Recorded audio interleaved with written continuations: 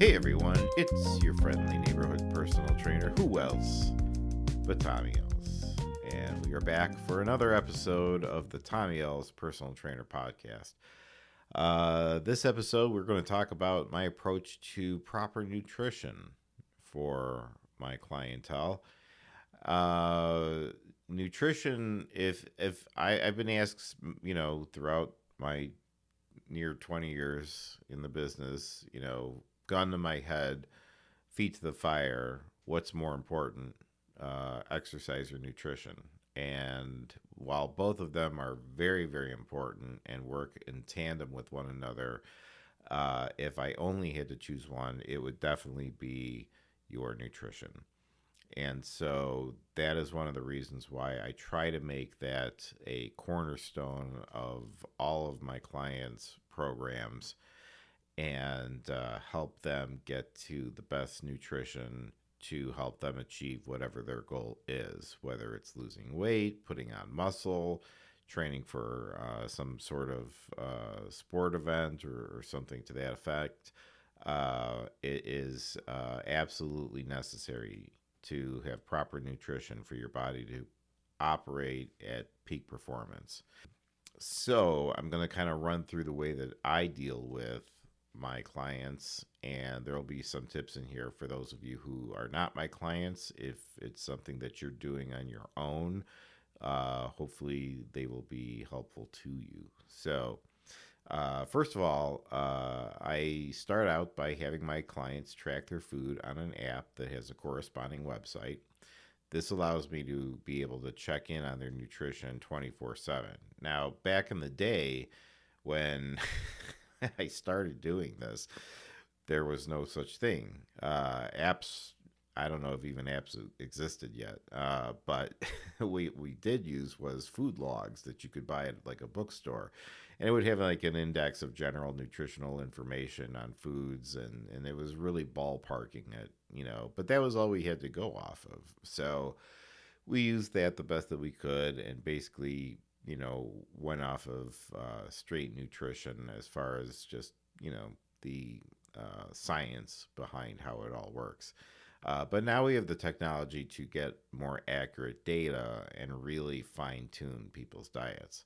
So initially, what I like to do is I get them set up on the app and the website and all that stuff and everything. And you can use either one, whatever works best for you. But what I do is I like to gather about 1 to 2 weeks worth of data first.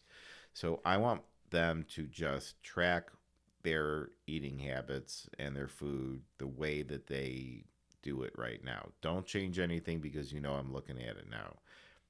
Show me what it is that you regularly eat.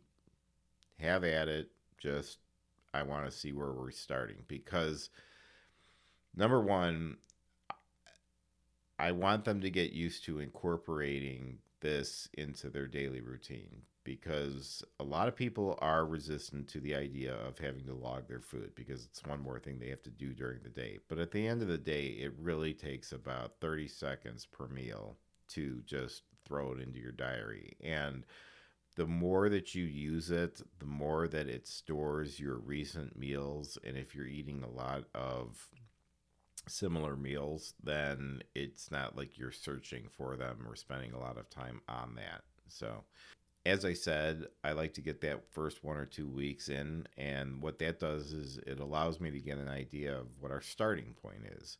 So, I can't make an educated decision on where to go with your diet and your nutrition until I know where we're at right now. So I have to get that information, which is why I want you to be brutally honest and tell me about what you're doing and when you're doing it. And then I can see, okay, well, this is an area that we can add to. This is one that we need to pull back on, so on and so forth. The third part of this, though, is that it's not just for me to look at. This is also for you because when you put your food into a log on a regular basis, the information reverberates back to you and you begin to become more aware of what you're putting in your body. Mainly you're paying attention to your macronutrients. So for those who don't know, what are macronutrients? Macronutrients are things like fat, protein, and carbs. Those are like the big ones. Micronutrients are the smaller things. Those are like looking at your iron intake, your various vitamins, A, C, things like that.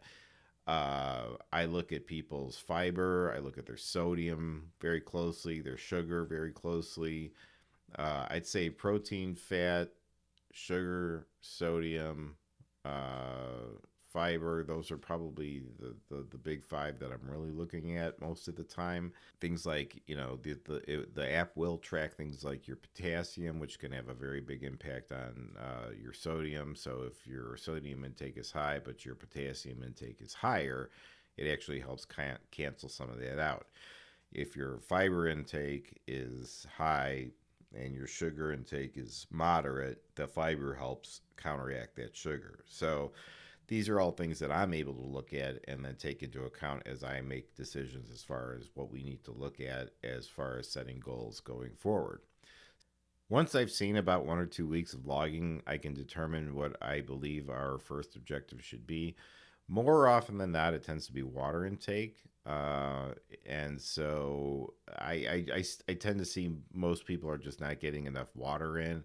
Water is very important for your body. It helps flush everything through all of your various organs and your system. If your sodium intake is high, but you're taking in a significant amount of water, I mean, the bare minimum really should be 64 ounces. It can vary from person to person depending on what your weight is, but that's something that I would determine for you. And but again, in the sake of, if you have high sodium, if you're drinking lots of water, you're helping to flush all of that through your system too. So uh, after that, then we move on to, say, meal one, breakfast or whatever your first meal of the day is. And then we look at that and we see what it's consisting of and if it's a good nutritional way for you to start your day. And then once we have worked out a few different meals and ways that you feel comfortable with to have your breakfast, then we can move on to your mid morning snack. And so on and so forth, working throughout the day so that we progress until we have the entire day under our belt. But we will go at the pace that we have to allow your body to adjust both physically and mentally. Because for some people, this can be a very big shock to their system, physically and mentally. So, physically, maybe you are not used to eating so close to, like if, let's say, you eat every 3 hours suddenly and you're used to having 2 meals a day, that can be very difficult for you. If you eat more than that, and 3 hours is kind of a long stretch for you, then that can be a different obstacle too. It's all a case by case scenario, but we find a way to get you to start working towards that span. Um, at a certain point, though, we will have certain goals that we have set as far as macronutrients for the day, and things that we're trying to achieve, certain limitations that we're trying to keep under. Um, and this is a piece of advice I give to not only my clients, but anybody who's logging their food. A lot of people are logging their food on apps these days. And so this is one that can apply to anybody out there. So if you can put your day of food into your app at the beginning of the day, if you can plan out your day and say, look, I'm going to have this for breakfast, I'm going to have this for my mid-morning snack, I'm going to have this for lunch, mid-afternoon, dinner, put it all in the app ahead of time. See what your numbers come out to. Do they line up with what you are trying to achieve for the day? Is it too much in one area? Is it too little in another? If it is, before you've had that food, you can then go in and make adjustments and try to find other foods and other things that will keep you within the goals that you have set for yourself.